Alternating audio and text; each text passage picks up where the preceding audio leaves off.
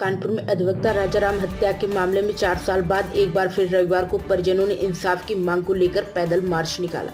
परिजनों ने हत्याकांड में शामिल साजिशकर्ताओं को जेल भेजने की मांग करते हुए एसीपी को मांग पत्र सौंपकर दोबारा जांच करने और आरोपित के खिलाफ कई कार्रवाई की मांग की है। नवाबगंज थाना क्षेत्र के अंतर्गत गंगानगर सहकारी आवास समिति नवाबगंज निवासी अधिवक्ता राजाराम की 22 सितंबर 2021 को घर के बाहर गोली मारकर हत्या कर दी गई थी। मामले में मृतक अधिवक्ता के बेटे अधिवक्ता नरेंद्र देव ने हत्याकांड की जांच पर सवाल उठाते हुए एक बार फिर से केस को रीओपन करने की मांग की है। उनका कहना है कि हत्याकांड में पुलिस ने शूटरों को तो जेल भेज दिया था, लेकिन इस साजिश के पीछे शामिल लोग आज भी खुलेआम घूम रहे हैं। उन्होंने 6 सूत्रीय मांगों को रखते हुए मामले में दोबारा जांच करने और साजिशकर्ताओं को जेल भेजने की मांग की है। मामले में उन्होंने पुलिस आयुक्त रघुवीर लाल से दोबारा जांच के लिए आग्रह किया है। एसीपी कर्नलगंज अमित चौरसिया ने कहा कि पीड़ित पक्ष की ओर से मांग पत्र स्वीकार कर लिया गया है, जल्द ही मामले की कार्यवाही की जाएगी। क्या मुख्य वजह रही और क्या कारण? मुख्य वजह हमारी थी कि हमारे पिता की हत्या हमारे घर के दरवाजे पर भूमाफिया और षड्यंत्रकारी सफ़ेदपोश लोगों ने करवा दी थी।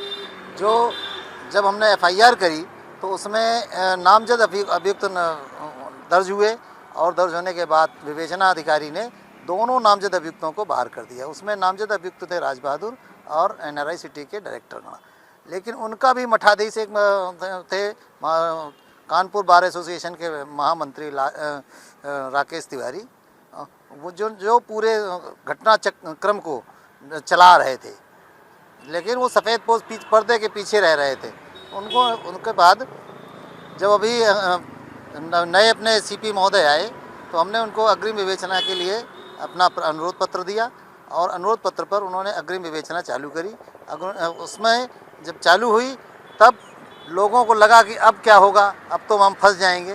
तो वही मेरा उन्हीं बिंदुओं को लेकर के 6 बिंदुओं पर मैंने कहा था कि इन सफ़ेदपोश भूमाफियाओं की गिरफ्तारी हो और सुरक्षा व्यवस्था मुझे दी जाए, क्योंकि अब मेरे पिता का मर्डर हो चुका है, मेरी भी हत्या कराई जा सकती है और इस पर सीपी महोदय ने हमसे आश्वासन देते हैं, लेकिन कोई भी सुरक्षा व्यवस्था पिछले 1.5 महीने से नहीं दी गई है। ये एक मेरा उद्देश्य था और अगर मेरे को यहाँ से कोई न्याय नहीं मिला तो मैं योगी बाबा के मुख्यमंत्री दरबार में अपनी दस्तक दूंगा जा करके और वहाँ अनुरोध और अपनी प्रार्थना करूँगा।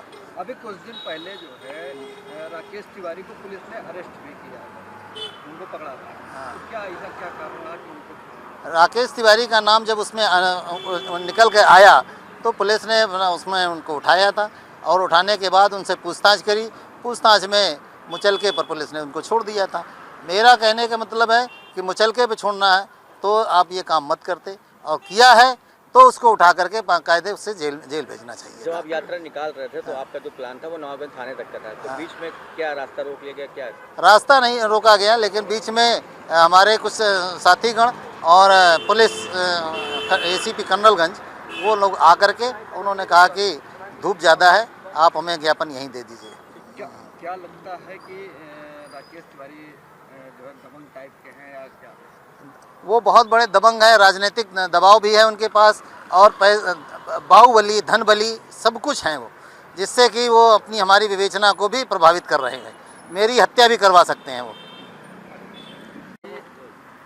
मैम क्या नाम है आपका? जी मेरा नाम विकास राजपूत है। इस प्रकरण में आप क्या कहना चाहेंगे, आपका क्या बयान है? हम यही कहना चाहते हैं कि जो दोषी हैं उनको जल्दी से जल्दी गिरफ्तार किया जाए, क्योंकि हम लोग बहुत डरे हुए हैं, क्योंकि हमारे परिवार को जान का खतरा है सबको। पुलिस सुरक्षा नहीं दे रही, आपने मांग करी है, तो क्या मतलब लगता है? अब वही है कि अब बाबा जी के यहाँ जाएंगे लखनऊ, और क्या ये बाबा योगी के यहाँ, बस। इससे पहले भी आपने कई बार प्रेस वार्ताएं करी हैं और मतलब मांग करी है, उसके बाद भी न्याय नहीं मिल पा रहा है, इसीलिए तो हम लोगों को ये सब करना पड़ रहा है। दूसरी हत्या का इंतजार कर रहे हैं। अब ठीक है। नरेंद्र देव है, ये मुख्यतः नवाबगंज के रहने वाले हैं। इनके द्वारा एक पूर्व मुकदमे के संबंध में एक ज्ञापन दिया गया है, जिसमें कुल 6 मांगें रखी गई हैं। इन सभी मांगों के उचित बता दिया जाएगा, जो विधिक कार्रवाई की जाएगी। प्राइम संदेश न्यूज से संवाददाता मयंक सैनी की रिपोर्ट।